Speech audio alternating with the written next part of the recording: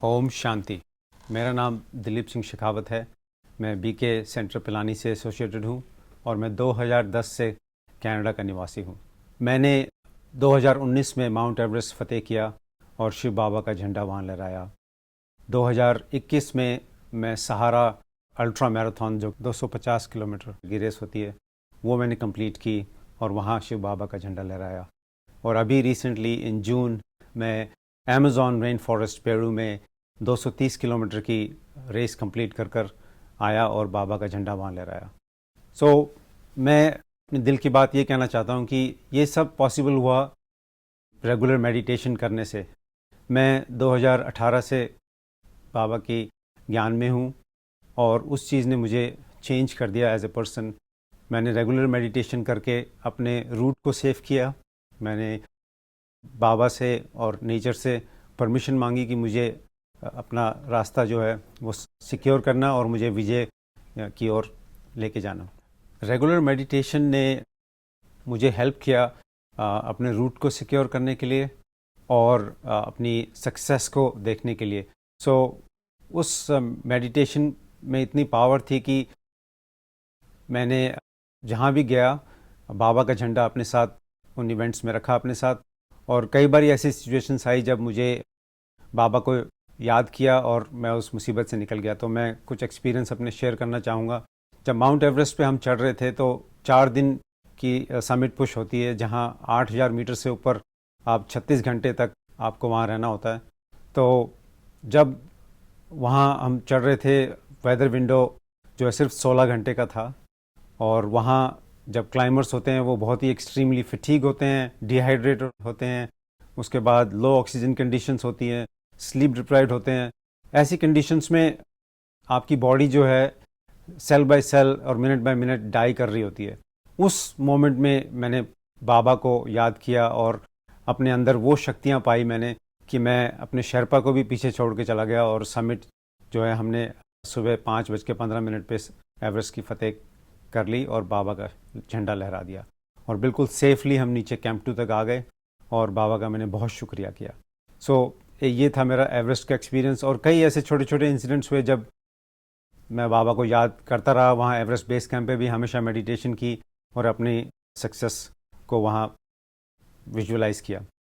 इसके बाद सहारा में जब हमारी लॉन्ग डिस्टेंस होती है स्टेज 5 में 85 किलोमीटर की स्टेज थी वो, और बिल्कुल एकदम शरीर एकदम थक चुका था। गर्मी इतनी ज़्यादा थी, 59 डिग्री टेम्परेचर था उस दिन।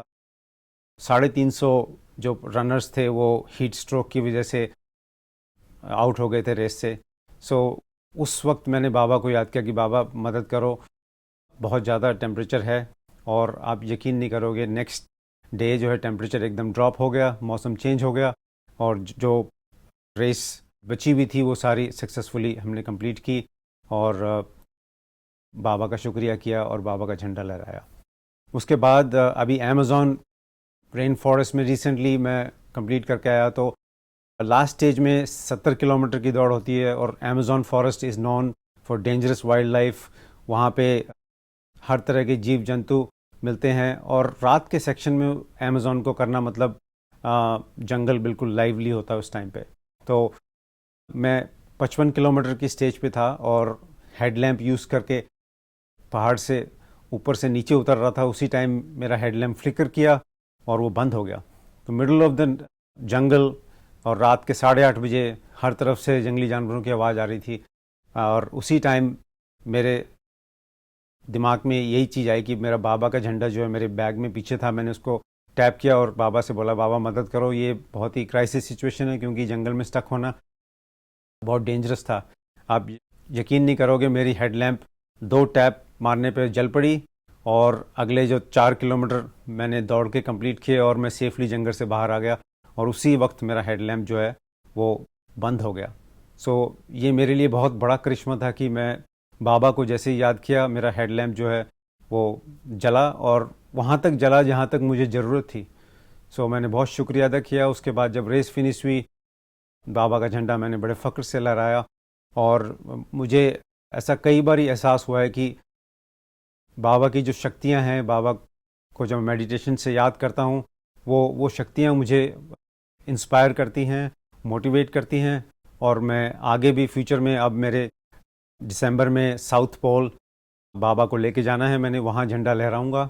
और नेक्स्ट ईयर अप्रैल में नॉर्थ पोल जा रहा हूँ मैं, और वहाँ भी मैं बाबा का झंडा लेकर जाऊंगा अपने साथ। और मुझे पूरा 100% विश्वास है कि बाबा मुझे वहाँ मदद करेंगे, और मेरी मेडिटेशन में कंटिन्यू करते हुए इन सब चीज़ों को जारी रखूँगा। इसके बाद मैं कुछ धन्यवाद करना चाहूँगा। एक तो मेरे फादर, जिन्होंने मुझे हमेशा ब्रह्म कुमारीस के जो मुरली है और उन चीज़ों से इंस्पायर किया, और जो भी थॉट्स थे वो शुरू से ही मुझे उस बारे में बताते रहे। उसके बाद मेरा पूरा परिवार ज्ञान में है, और बीके पिलानी सेंटर से आशा दीदी और स्वाति बहन, जिन्होंने मुझे झंडे दे के भेजे थे एवरेस्ट के लिए, सहारा के लिए और अमेज़ॉन के लिए, उन लोगों का भी बहुत बहुत शुक्रिया। और उन्होंने भी मुझे बहुत मोटिवेट किया। और बाकी मैं यहाँ फर्स्ट टाइम आया हूँ माउंट आबू, और मुझे इतना अच्छा लग रहा है यहाँ पे आके कि जैसे मैं भगवान के घर आ गया हूँ, और ये मेरा अपना है, जैसे मैं यहाँ पहले भी आ चुका हूँ। पहले कुछ भी मुझे अनजान नहीं लगा, और इतनी पॉजिटिव एनर्जी और वाइब मैंने जो यहाँ महसूस की है, वो मुझे आज तक कहीं जाकर भी महसूस नहीं हुई। मैं बहुत ही खुशकिस्मत हूँ कि मुझे यहाँ आने का मौका मिला, और मैं ज़रूर कोशिश करूँगा कि मैं अपने साथ कुछ और साथियों को भी, जब मैं नेक्स्ट टाइम साउथ पोल और नॉर्थ पोल से झंडा वापस लेकर आऊँ यहाँ, तो अपने साथियों को भी लेकर आऊँ और बताऊँ कि जन्नत तो यहाँ है। मेरा आज के यूथ से के लिए यही मैसेज है कि कोई भी काम मुश्किल नहीं होता है। हमारे को सेल्फ डिसिप्लिन और कमिटमेंट की ज़रूरत होती है उन चीज़ों को करने के लिए, लेकिन उन चीज़ों से वो ऊपर भी एक चीज़ होती है, वो है मेडिटेशन। यदि आप बाबा को याद करके उस बीज को बो दो और उसको सींचते रहो, और सेल्फ डिसिप्लिन और कमिटमेंट से अपने कर्म करते रहो, जीत तो आपकी पक्की है। और हमेशा मन में ये बिलीव करके चलना है कि बाबा मेरे साथ है, और जीत तो करके ही आऊँगा। धन्यवाद।